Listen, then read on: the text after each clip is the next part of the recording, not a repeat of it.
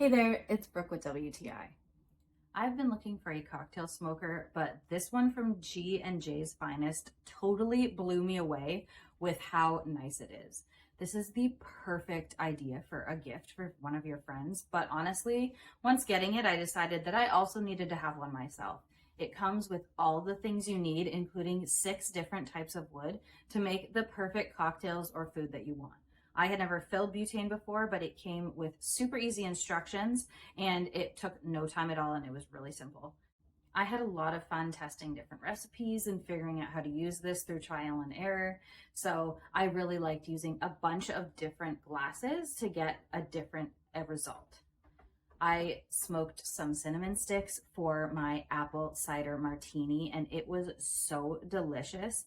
A friend suggested swirling the smoke around to get it more infused into the drink, and I found that really worked great. I even smoked some cheese, which was super fun. If you're thinking of getting this as a gift for someone, I highly recommend getting 2 because once you get it, you're going to want one for yourself also. I love this smoker kit so much, and I think you will too, and that's my point of view.